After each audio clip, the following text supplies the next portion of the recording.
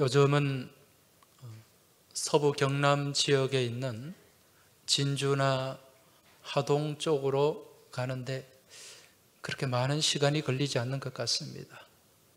승용차로 가면 한 2시간에서 2시간 반 그 정도면 갈 수가 있는 거리인데, 옛날에는 여기가 참 부산에서 가는 길이 멀었던 것 같습니다.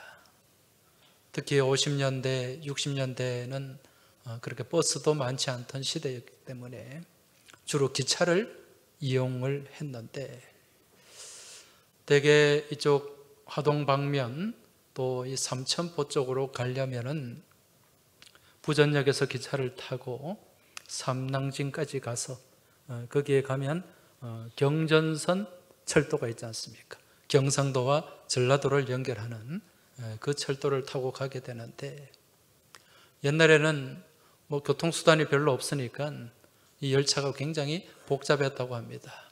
그래서 좌석에 앉아가는 게 참 힘들었다는 거죠. 그런데 이 경전선 철도를 타고 가다 보면은 이제 마지막 칸, 철도가 여러 칸이 있지 않습니까? 마지막 칸에는 자리가 좀 여유가 있었다고 합니다.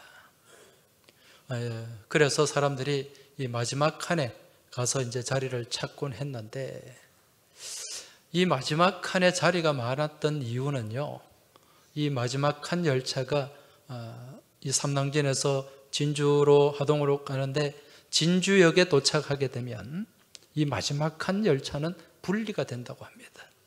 분리가 되어 가지고 이제 삼천포행 열차로 연결이 되는 거예요. 그래서 부산에서 이제 삼천포로 갈 손님들은 이제 그 칸에 타야 되는 거죠.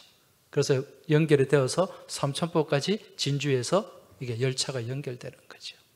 그러니까 아무래도 삼천포에 가는 손님들이 좀 적다 보니까 여유가 있었고, 그래서 하동이나 순천 쪽으로 가는 손님들이 거기에 자리가 있으니까 거기에 가서 이제 앉아서 가는 거죠.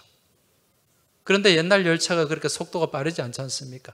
천천히 이렇게 완행 열차가 가다 보면 나도 모르게 잠이 들게 됩니다. 잠이 들어요. 그렇게 자다 보면은 이제 진주에 와가지고 마지막 칸은 방송을 합니다. 이제 옮겨 가실 분들은 옮겨 가시라. 이 기차는 삼천포로 연결이 된다. 그러면 그걸 들은 사람들은 이제 짐을 옮겨서 다른 칸으로 건너갑니다. 근데 그걸 듣지 못하고 고온히 잠에 빠져있던 사람은, 하동으로 갈 사람이 나중에 눈을 떠보면 어디에 가 있습니까? 삼천포로 가 있는 거예요. 이 정도면 제가 무슨 말 하려는지 아시겠죠? 잘 가다가 어디로 빠졌습니까? 삼천포로 빠진 거예요. 우리가 삶을 살다 보면 이렇게 인생길을 걸어가다가 나도 모르게 그렇게 딴 길로 빠지는 그런 경우가 종종 있습니다. 제가 예전에 대학을 다닐 때 유명한 영어 강사가 있었습니다. 토플 강사가 있었는데, 이분은 영문학을 전공한 게 아니라 법학을 전공을 했어요. 법학을 전공하고 이제 고시 공부를 이렇게 했는데 몇 번 고시를 봤는데 떨어진 거죠. 그래서 아이고, 학원에 가서 강사 좀 하다가 돈을 좀 모아서 다시 공부해야 되겠다, 그럴 요량으로 학원에 와서 강의를 시작했는데 그게 평생 직업이 돼버리고 만 거지. 잘 가다가 딴 길로 빠졌어요.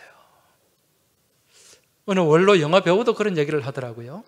이분도 서울대학을 나왔는데 친구가 영화 배우 시험을 보러 간다길래 같이 따라갔다는 거죠. 따라가서 그 면접도 보고 시험을 봤는데 배우를 되기 원했던 친구는 거기서 떨어지고 자기가 영화 배우가 된 거예요. 그래서 전혀 생각지 않았던 배우의 길을 한평생 살게 되었다. 그런 이야기도 들은 적이 있습니다. 이처럼 사람이 인생을 살아가면서 전혀 예기치 못하고 또 생각하지도 않았던 길을 그렇게 걸어가게 되는, 곁길로 빠지게 되는 그런 경우들이 있는데, 우리가 믿음의 삶을 살면서도, 믿음의 길을 걸으면서도 이와 같은 일들이 자주 일어나곤 합니다. 성도가 믿음의 길을 걸어갈 때는 그 믿음의 길을 올곧게 똑바로 걸어가야 되는데 중간에 딴 길로 새는 경우가 자주 있다는 거죠. 그로 인해 가지고 정말 그 길이 축복의 길, 복된 길이 돼야 되는데 사망의 음침한 골짜기를 향해 가고 멸망의 길을 향해 가는 그런 일들이 빈번하게 일어납니다. 그래서 우리가 인생길을 감에 있어서도 정말 그 길을 잘 살펴서 가야 되지만 더더욱 잘 살펴야 되는 길은 무슨 길이다? 믿음의 길이다. 믿음의 길을 우리는 잘 살펴서 걸어야 된다는 거죠. 성경을 읽다 보면은요, 그렇게 이 길을 걸어가는 사람들의 그 인생길이 보이는데 어떤 사람들은 정말 그 믿음의 길을 올곧게 잘 걸어가서 축복의 대열에 서는 그런 사람이 있는가 하면 그렇지 못한 사람들도 있습니다. 잘 가다가 딴 길로 빠지는 거죠. 곁길로 빠지는 겁니다. 그 대표적인 예가 누구냐면은 아브라함과 롯입니다. 여러분, 아브라함과 롯은 어떤 관계입니까? 삼촌과 조카의 관계죠. 원래 이 아브라함과 롯이 살았던 곳은 갈대아 우르라고 하는 곳입니다. 이 갈대아 우르는요, 이 우르라는 도시는 고대 주전 3000년경에 수메르 민족이, 수메르 사람들이 건설한 도시예요. 이 수메르 사람들이 이제 이 유프라테스, 티그리스 이 강가에 거주하면서 만든 거대한 문명이 있습니다. 그 문명이 무슨 문명이죠? 메소포타미아 문명입니다. 세계 몇 대 문명 그러면 반드시 들어가죠. 메소포타미아 문명, 또 이집트 나일강 문명, 중국의 황하강 문명, 또 저기 인도 겐지스강 그쪽의 문명, 그렇게 사람들이 얘기를 하는데 이 메소포타미아 문명이 굉장히 화려한 문명이었습니다. 그 중심이 뭐냐? 우르라고 하는 도시예요. 우르. 그런데 이 우르를 갈대아 우르라고 합니다. 그죠? 갈대아 우르라는 것은 그 유프라테스강 이제 자락에 조그만 작은 부족이 있었는데 이 부족이 갈대아 민족이었어요. 이 갈대아라는 말은 약탈한다는 뜻이거든. 그러니까 우리나라로 치면은 뭐 왜구처럼, 뭐 북쪽의 여진 거란처럼 그렇게 침략해가 빼앗는 그런 민족이죠. 그런데 이 갈대아 민족이 점점 세력을 확장해가지고 나라를 이루게 되었는데 그 나라가 바벨론입니다.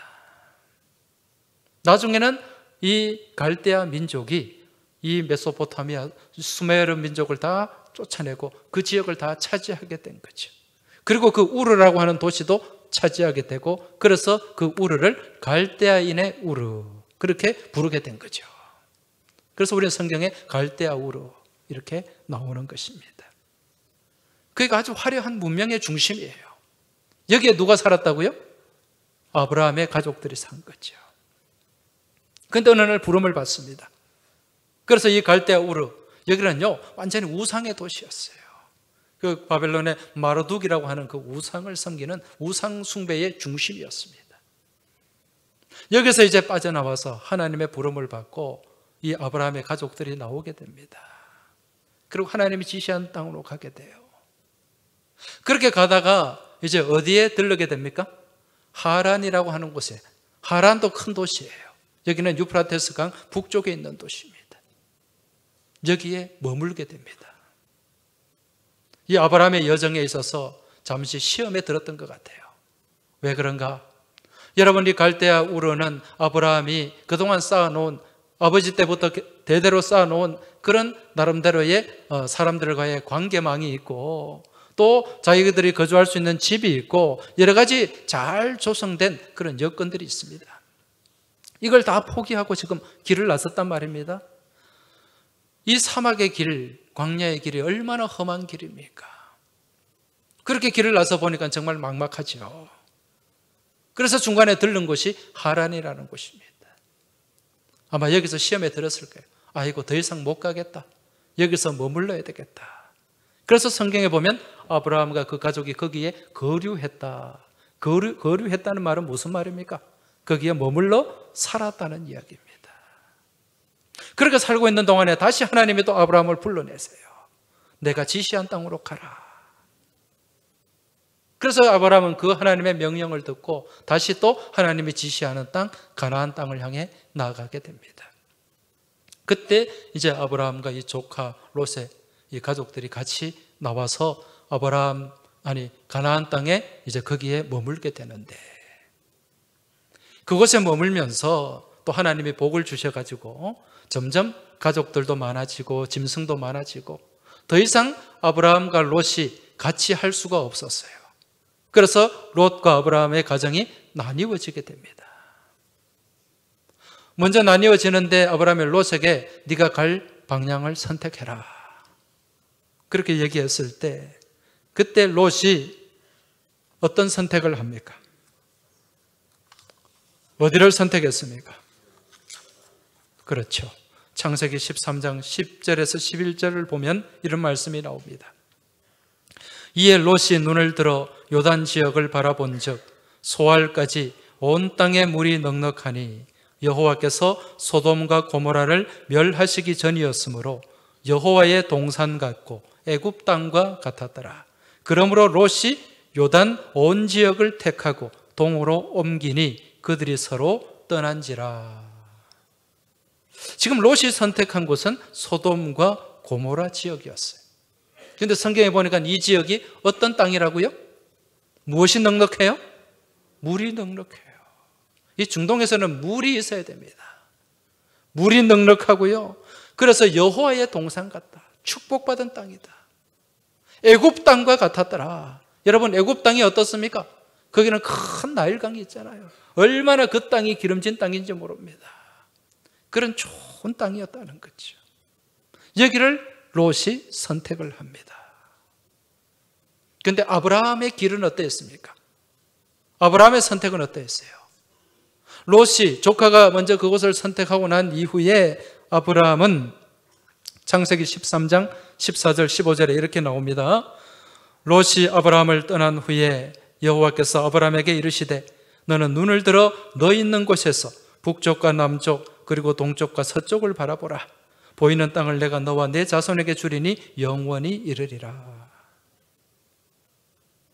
지금 아브라함이 갔던 땅은요, 롯이 바라보고 나아간 땅과는 완전히 반대되는 땅이에요. 창세기 3장 18절에 보면 아브라함이 간 곳이 어디냐? 헤브론이라고 하는 곳이거든요. 이 헤브론은 어떤 곳인가? 이 헤브론은 산지예요. 해발 900m가 넘는 높은 산지입니다. 아주 험곡이에요. 농사지을 물도 없고 땅도 없는 곳이에요. 여기를 향해 지금 아브라함이 나아갔단 말입니다. 지금 아브라함과 롯은 출발한 출발 지점은 같았습니다. 똑같이 갈대아 우르에서 출발했고 하란에서 출발했는데 이제 가나안 땅에 들어와서 완전히 길이 달라지게 된 거죠. 가는 방향이 달라졌습니다. 왜 달라졌을까요? 무엇 때문일까요?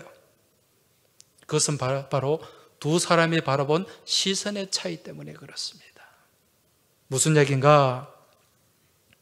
여러분, 이 롯은 소돔과 고모라 그 소알 땅을 선택할 때 누구의 시선을 의지했습니까?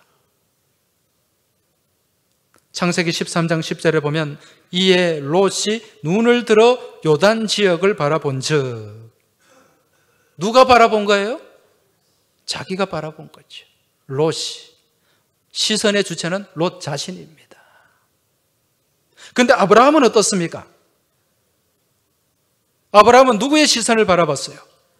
자기의 시선입니까? 하나님의 시선입니까? 창세기 13장 14절에 보면 롯이 아브라함을 떠난 후에 여호와께서 아브라함에게 이르시되 너는 눈을 들어 바라보라. 누가 말씀하셨어요? 하나님이 바라보라고 하신 곳, 하나님이 가라고 하시는 그 길을 지금 바라보는 거예요. 주체가 누굽니까? 하나님이죠. 이게 달랐어요.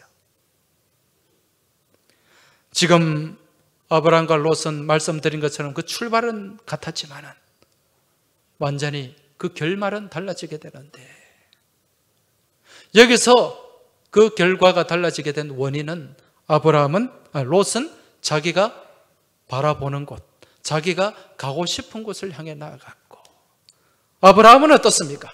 끝까지 자기가 바라본 것이 아니라 하나님이 바라보게 하시고 지시하시고 명령하신 그 길을 끝까지 걸어간 거예요. 아브라함이 그곳을 나올 때도 하나님이 지시한 땅으로 갔어요. 끝까지 하나님이 지시한 땅으로 올곧게 나아갔다는 거지. 그런데 롯은 어떻습니까? 출발은 같이 지시한 땅으로 나왔지만은 마지막에 어디로 빠졌어요? 삼천포로 빠진 거죠. 삼천포 출신들 미안합니다. 딴 길로 빠진 거예요. 딴 길로. 여러분, 그 결말이 어떻습니까? 먼저 롯을 한번 생각해 보세요. 롯이 바라본 땅은 인간적인 시각으로 볼 때는 굉장히 좋은 땅이에요. 잘 살 수 있을 것 같은 땅이었어요. 물이 넉넉하고 기름진 땅이었습니다. 그런데 나중에 이곳이 어떻게 됩니까? 온갖 죄와 온갖 인간의 욕망이 넘쳐남으로 인해 가지고 결국 그곳은 심판받게 되고 멸망에 이르게 됩니다. 이 소돔과 고모라가 심판을 당할 때 그 롯의 가족들이 어떻게 됩니까? 롯에게는 두 딸이 있었어요. 부인이 있었어요. 사위가 있었습니다. 그 사위들은 어떻게 되었습니까? 곧 소돔과 고모라가 멸망한다. 빨리 이곳을 떠나야 된다. 하나님의 말씀을 듣고 그 말씀을 무엇으로 여겼더라? 농담으로 여겼더라. 하나님 말씀을 우스갯소리로 듣는 거예요. 가치 없는 말로 듣는 거예요. 결국 그곳에서 같이 멸망했죠. 롯의 부인은 어떻습니까? 뒤를 돌아보지 말아라. 앞을 향해 나아가라. 분명히 하나님 말씀하고 명령했는데 그 말씀을 어기고 뒤를 돌아봤더니 소금 기둥이 되었어요. 결국 롯과 롯의 두 딸이 산으로 도망을 갑니다. 거기서 어떤 일이 벌어집니까? 롯의 두 딸과 그 아버지 간에 이 비윤리적인 그런 일들이 벌어지죠. 그런데 이 롯의 두 딸들은요, 거기에 대해서 전혀 윤리적으로, 도덕적으로, 신앙적으로 가책을 느끼지 못했습니다. 왜? 소돔과 고모라에 살면서 거기에 이미 물들었기 때문에요. 아무런 죄책감 없이 그런 행위를 했고 결국 그로 인해서 그 사이에 저주받은 민족들이 나오게 된 거죠. 여기에 반해 아브라함은 어떻습니까? 아브라함은 끝까지 하나님이 지시하신 길을 걸어갔어요. 그 길이 태산을 넘어 험곡을 향해 갈지라도 하나님이 명령하셨기 때문에, 하나님이 지시한 길이기 때문에 끝까지 순종했단 말입니다. 인간적인 눈으로 보면 아무런 소망이 없어요. 가능성이 없어요. 그런데 아브라함, 여러분 거기서 다 그냥 쫄딱 망했습니까? 아니잖아요. 하나님 약속이 그대로 이루어집니다. 그대로 펼쳐집니다. 내가 너로 큰 민족을 이루게 하시겠다. 그 자손들을 축복하셨어요. 아브라함도요, 그 족장으로서 강한 그런 어떤 이 부족체를 이루었고, 또 그 아들 이삭은 거부가 되었다고 말씀합니다. 그리고 그 후손들을 통해서 이스라엘 민족이 나오게 되고요.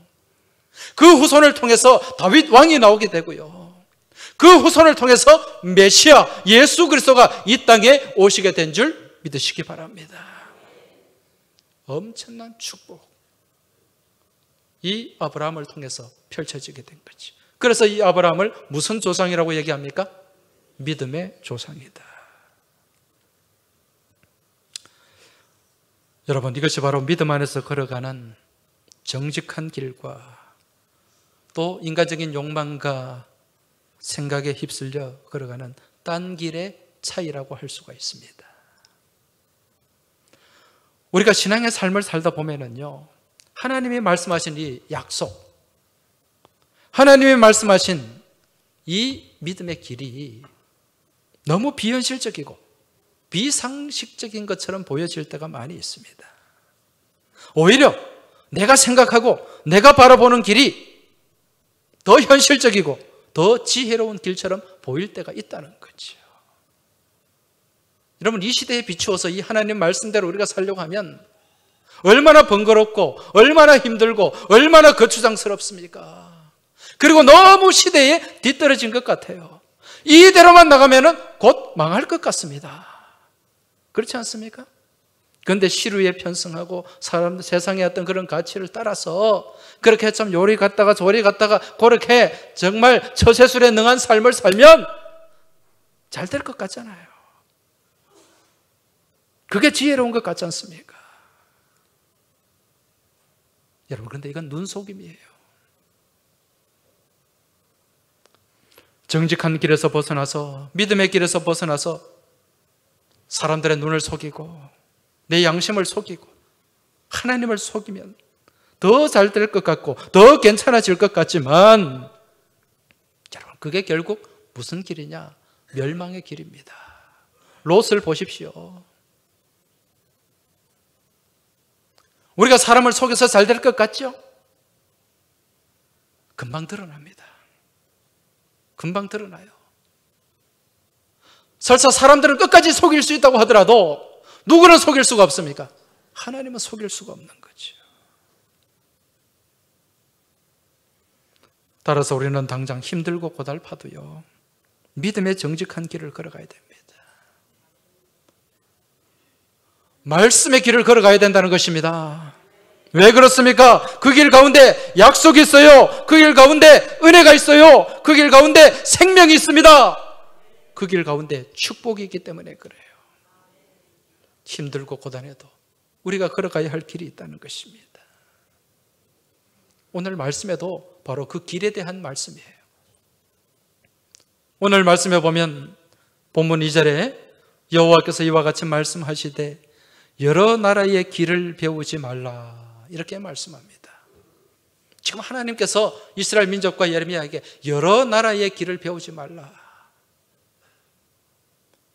여러분, 여기서 말씀하는 여러 나라의 길이 무엇일까요? 이스라엘 이 나라 민족이 아닌 다른 주변의 나라들, 이 당시 남유다 주변에 어떤 나라들이 있었습니까? 강대국 바벨론이 있었어요. 또 아수르가 있습니다. 밑에는 애굽이 있어요. 다 어떤 나라들입니까? 강대국이죠. 강대국이니까 잘 사는 나라죠. 거기에 비해서 남유다는 어떻습니까? 너무 초라해요. 이미 북이스라엘은 망했어요. 가만히 생각하니까요, 저 민족들이 가는 길을 가면 잘 될 것 같아요. 나라도 부강하고 침략도 받지 않고 잘 살고 그렇게 될 것 같단 말입니다. 그럼 저 사람들이 하는 게 뭐지? 저 사람들이 섬기는 신이 뭐지? 그걸 따라가는 것. 그게 오늘 말씀에 여러 나라의 길을 걸어가는 것입니다. 실제로 남유다가 그랬어요. 여러분, 남유다가 섬기는 그 신들, 우상들은 다 어디의 신들입니까? 여러 나라의 신들이잖아요. 그렇게 여호와를 배제하고 그 신들을 섬기면 잘 될 것 같으니까. 그 뒤에 보면 3절에 여러 나라의 풍습은 헛된 것이니, 여러 나라의 이방 여러 나라들의 그 풍습, 전통, 원문에 보면 후카라는 말이에요. 히브리 말로. 이건 삶의 가치입니다. 삶의 방향이에요. 이건 다 무엇이다? 헛된 것이다. 좋은 것 같지만 거기에는 아무런 내용이 없다는 거예요. 그러면서 그 뒤에 하시는 말씀이요, 3절에 보면 여러 나라의 풍습은 헛된 것이니 삼림에서 벤 나무요 기술공의 두 손이 도끼로 만든 것이라. 사람의 손으로 만들어진 신이라는 것입니다. 그들이 섬기는, 그들이 걸어가는 그 길, 그들이 섬기는 신.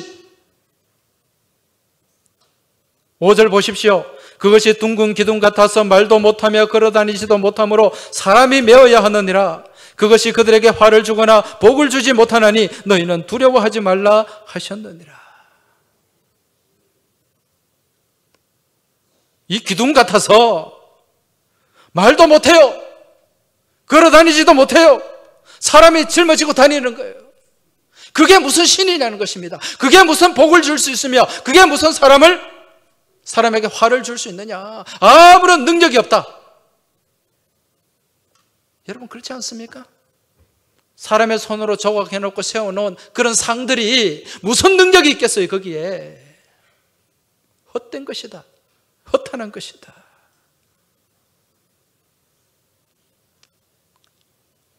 여러분 사막을 여행하는 이 상인들, 사막의 대상들, 이 사막의 대상들이 사막을 여행하면서 가장 조심해야 될 게 있습니다. 그게 뭘까요? 긴 사막을 여행하는 사람들이 가장 조심해야 될 것. 그게 뭐죠? 그렇죠.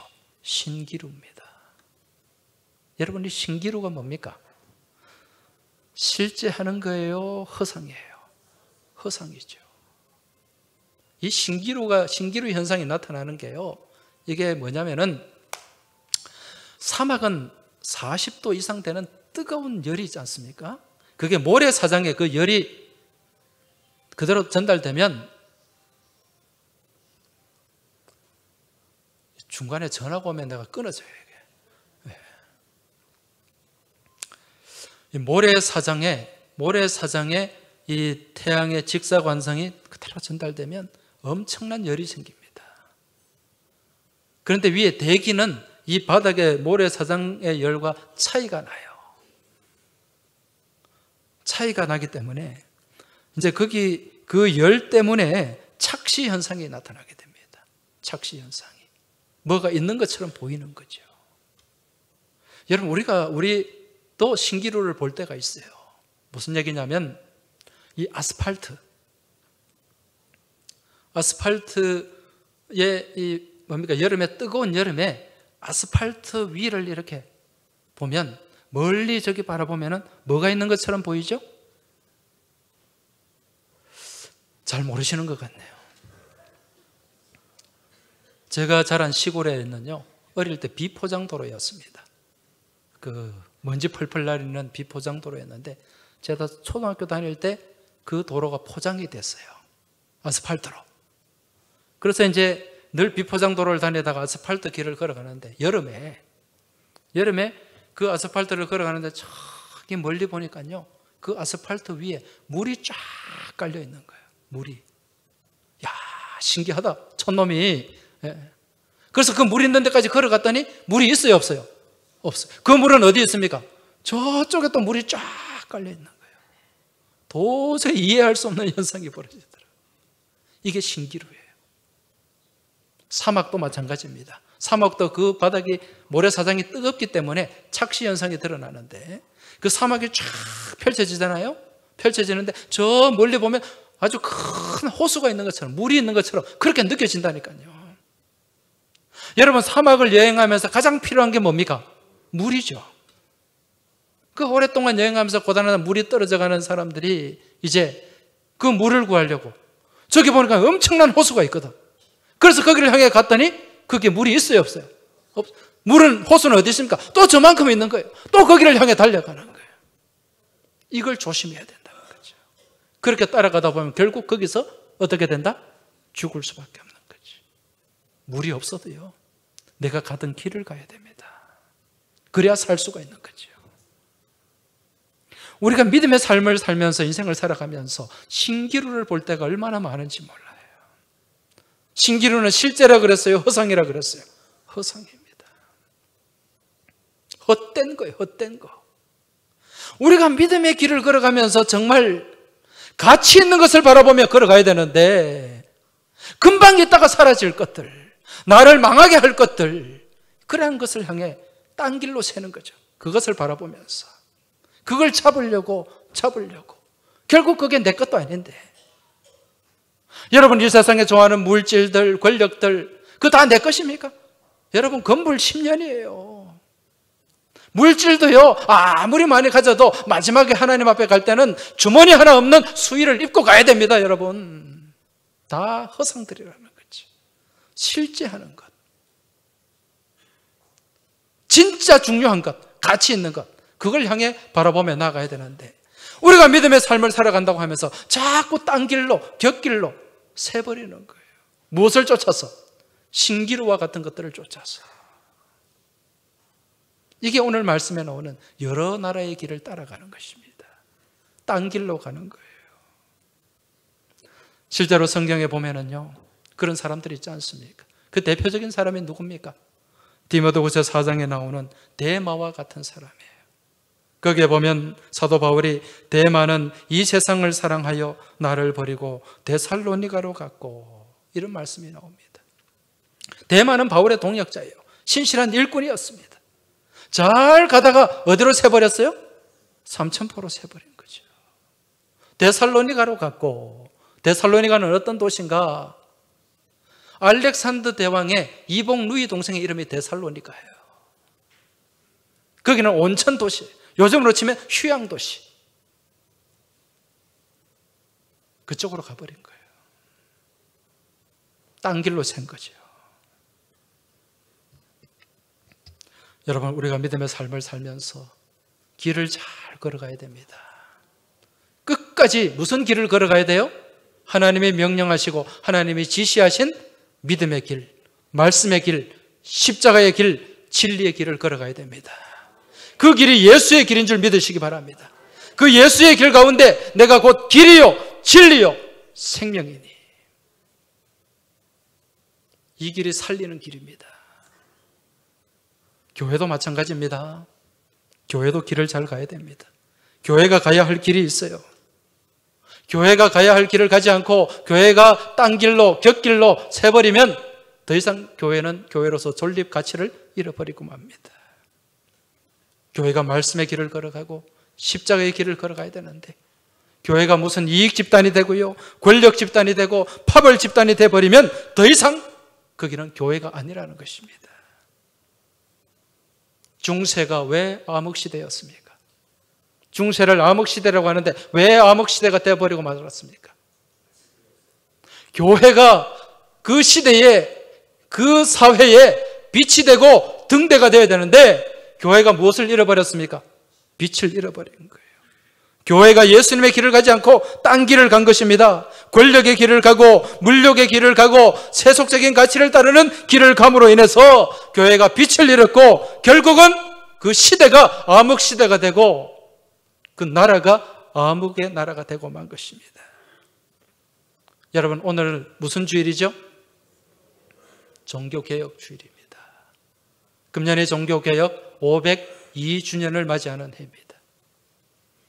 지난 2017년이 종교개혁 500주년이었어요. 500주년으로 전 세계적으로 정말 이 개혁의 기치를 또 새롭게 들었습니다. 그런데 2년이 지나고 나니까 조용해졌어요. 여러분, 교회는 날마다 개혁되어야 되는 것이에요. 그 개혁이 멈추어지면 안 됩니다, 여러분. 개혁교회는 어느 한 시점에 개혁하자, 그래서 개혁하는 것이 아니라 날마다 개혁의 길을 걸어가야 된다는 것입니다. 2년 전에 제가 그 프랑스 리옹 지방에 있는 클루니 수도원을 다녀왔습니다. 그 클루니 수도원은요, 주전 10세기경에 부패한 로마 카톨릭을 개혁해야 된다 해서 자체적으로 개혁을 주창했던 그 수도원이 클루니 수도원이었습니다. 개혁의 진원지죠. 그런데 나중에 어떻게 되는가? 이 클루니 수도원에서 교황이 배출되게 됩니다. 교황이 배출되니까 뭐가 생겨요? 권력이 생겨요. 교황이 배출되니까 뭐가 생겨요? 돈이 있습니다. 그 결과 그 개혁을 주창하고 개혁의 선봉에 섰던 이 클루니 수도원이 무엇이 되었는가? 철저한 개혁의 대상이 되고 말았어요. 그래서 나중에 프랑스 명예혁명이 일어났을 때 완전히 그 수도원은 파괴되고 말았습니다. 지금 그곳에 가면 그 파괴된 흔적밖에 없어요. 이는 오늘 우리가 이 모습을요, 심각하게 바라봐야 됩니다. 개혁의 주체가 되고 개혁의 선봉에 서 있는 교회가 개혁되지 못하면 그러한 모습이 될 수밖에 없다는 거죠. 여러분, 개혁이라고 하는 것은 그냥 말로만 되는 게 아니죠. 개혁을 하려면 뭐가 필요합니까? 무엇을 감수해야 돼요? 고통을 감수해야 됩니다. 개혁은 가죽을 벗겨내는 거예요. 가죽을 바꾸는 거예요. 혁신, 가죽을 새롭게 하는 거예요. 있는 가죽을 벗겨내고 그 가죽을 벗겨내는 그 아픔, 그게 동반돼야 진짜 개혁이 이루어진다는 거죠. 그렇기 때문에 잘라낼 것은 잘라내고 버려야 할 것은 버리고 그래야만 진짜 개혁이 이루어집니다. 말로만 개혁해서 개혁되는 게 아니에요. 교회가 개혁되지 못하고요, 우리 그리스도인들이 개혁되지 못하면 곧바로 개혁 대상이 돼버리고 맙니다.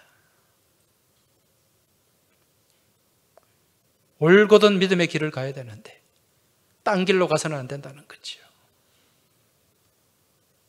목사가요, 말씀의 길을 걸어가지 않고 진리의 길을 걸어가지 않으면 목사가 먹사가 됩니다. 먹는 것만 탐하는 그런 존재가 된다는 거예요. 장로가 말씀의 길을 걸어가지 않고 진리의 길에 서 있지 않으면요, 직로가 됩니다. 직로가 뭔지 아세요? 징그러운 노인네라는 뜻입니다. 권사가 말씀의 길을 서지 않고 딴 길로 빠져버리면요, 곤사가 됩니다. 아주 곤란한 사모님이 되는 거예요.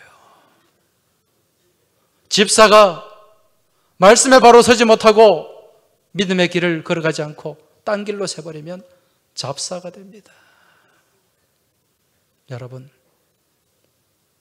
우리는 말씀 위에 굳게 서서 하나님께 사랑받고 하나님께 인정받는 목사가 되고 장로가 되고 권사가 되고 집사가 되고 성도가 되어야 될 줄로 믿습니다.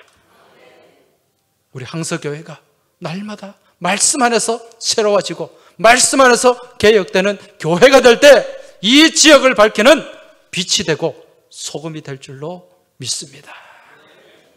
그래서 우리는 오직 주님 바라보고 믿음의 길, 말씀의 길을 걸어가야 됩니다. 어디로 세면 안 돼요? 딴 길로 세면 안 됩니다.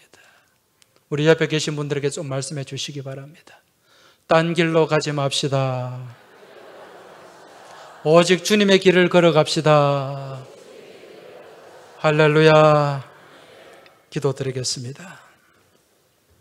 하나님 아버지, 저희가 말씀 붙잡고 믿음에 굳게 서서 주님 걸어가신 길, 십자가의 길을 걸어가야 함에도 불구하고 자꾸 세상으로 곁눈질하며 헛하는 것을 바라보며 딴 길로 빠지거나 딴 길을 걸었음을 이 시간 고백합니다. 다시금 돌아서서 주님을 바라보게 하시고 주님 걸어가신 길을 걸어가는 모든 우리 항서의 권속들이 되도록 주님 인도하여 주시옵소서. 그래야 저희 교회 안에 날마다 새로운 개혁이 일어나게 하여 주시고 이러한 개혁의 모습, 개혁의 신앙을 통하여 이 지역을 살리는, 이 지역을 품고 나가는 생명의 방주가 되게 하여 주시고 이 지역의 어둠을 밝히는 등대가 될 수 있도록 주님 도와주시옵소서. 모든 것 주님께 맡기며 예수님 이름으로 기도하옵나이다. 아멘.